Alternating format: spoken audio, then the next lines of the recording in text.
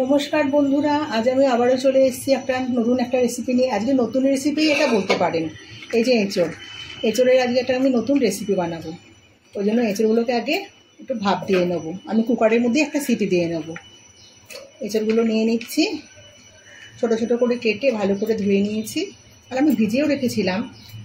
এর মধ্যে দিয়ে দেবো একটা ছোট্ট গোটা পেঁয়াজ, 1 কোয়া রসুন, সামান্য একটুখানি আদা, আর দেব পরিমাণ মতো লবণ, যাতে লবণটা ভেতরে ঢোকে, আর দেব সামান্য একটুখানি রিফাইন অয়েল।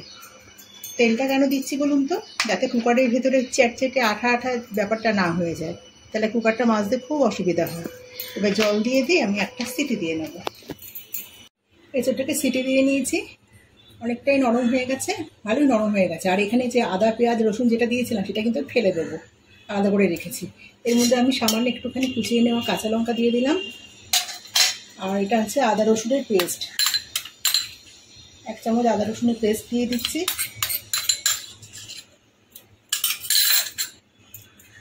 একটু লঙ্কার গুঁড়ো দেবো, এটা লাল লঙ্কার গুঁড়ো। লবণ দেবো পরিমাণ মতো। আর এই জন্য একটা পিস আমি খেয়ে দেখেছি, লবণ ঢোকেনি ভেতরে, তাই লবণটা একটু বেশি করেই দিলাম। আর দেবো 1 চামচ কর্নফ্লাওয়ার, আর দেব 1 চামচ ময়দা। আমি এবার এগুলোকে ভালো করে এটাকে মেখে নেব।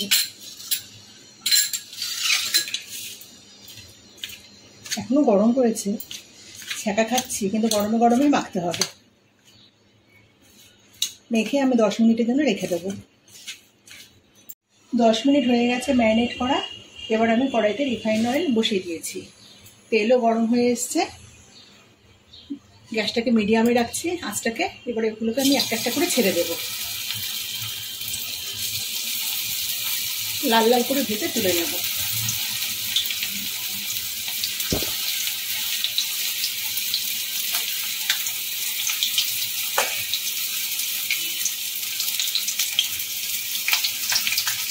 এইটা না খেতে খুব টেস্টি হয়, জানি না আপনারা খেয়েছেন নাকি। ভীষণ ভালো লাগে খেতে। একদমই খাবার খেতে খেতে বোর হয়ে উঠবে, তখন মনে হয় একটু অন্যরকম খাবার খাই।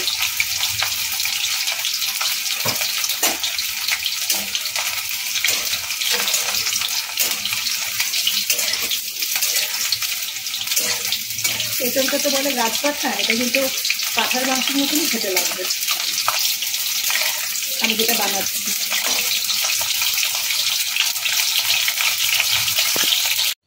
লাল লাল করে ভেজে নিয়েছি। এগুলো কিন্তু ভীষণ মরমরে একদম। এগুলো গরম ভাতের সাথে কিন্তু একটু পেঁয়াজ দিয়ে মুসুর ডাল আর এটা দিয়ে দারুণ খাওয়া যায়, কিন্তু আমি এটা গরম ভাতের সাথে আজকে খাবো না, আজকে এটা আমি অন্যভাবে খাবো। আমি কড়াইয়ের তেল কমিয়ে নিয়েছি, সেই তেলের মধ্যে দিয়ে দেবো একটা শুকনো লঙ্কা ফোড়ন। শুকনো লঙ্কাটার থেকে একটুখানি ভাজা ভাজা করে নিচ্ছি।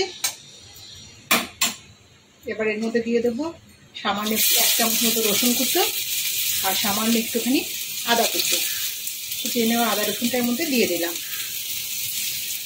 আপনাদের বলেই ফেলি বন্ধুরা, আজকে আমি কী রান্না করছি। আমি করছি চিলি এঁচোড়। যারা কোনোদিন এটা খাননি, এই রেসিপিটা একদিন বানিয়ে খেয়ে দেখবেন, অসাধারণ লাগে। এবার দিয়ে দেবো পেঁয়াজ আর কাঁচা লঙ্কাটা। আমরা চিলি চিকেনে যেভাবে আমরা পেঁয়াজ কাটি, পেঁয়াজ কাঁচা লঙ্কা সেভাবেই এটা কেটে দিচ্ছি। নেবো। এবার এর মধ্যে দিয়ে দেবো সামান্য একটুখানি চিলি সস। চিলি সসটা আমি অল্পই দেবো, যেহেতু আমি কাঁচা লঙ্কা দিয়েছি, একদমই কম দেবো। আর দেবো টমেটো সস,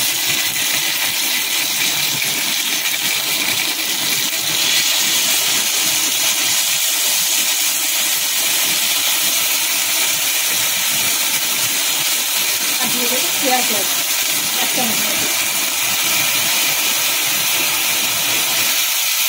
ভালো করে নেড়ে চেড়ে নেবো।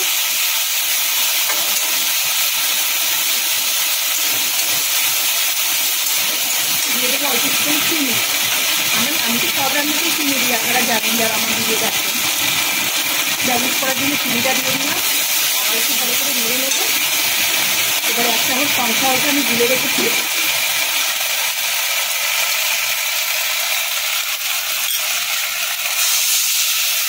দিয়ে দিলাম। দেবো অল্প পরিমাণে লবণ, যেহেতু সসে লবণ আছে তাই লবণটা আমি একটু সামান্যই দেবো। আমি আরেকটুখানি জল দেবো ওর মধ্যে, ওই কর্নফ্লাওয়ারের বাটির মধ্যে একটু জল দিয়ে দিলাম, একটু ফুটতে দেবো।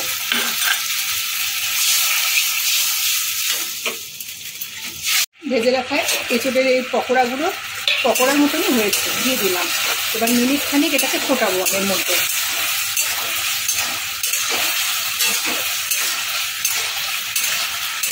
আর আমি এতটা গ্রেভি রাখবো না, তাই একটু শুকিয়ে যাবো। অলমোস্ট আমাদের কিন্তু রেডি, প্রায় রেডি হয়ে গেছে। আমি গ্যাস বন্ধ করে দিলাম, 1 মিনিট হয়ে গেছে। আমাদের চিলি এঁচোড় একেবারে রেডি। রেসিপিটা কেমন লাগলো অবশ্যই কমেন্টে জানাবেন। আর রেসিপিটা ভালো লেগে থাকলে তো একটা লাইক দেবেনই। আর যে সমস্ত বন্ধুরা এখনও চ্যানেলটাকে সাবস্ক্রাইব করেনি তারা কিন্তু অবশ্যই চ্যানেলটাকে সাবস্ক্রাইব করবেন।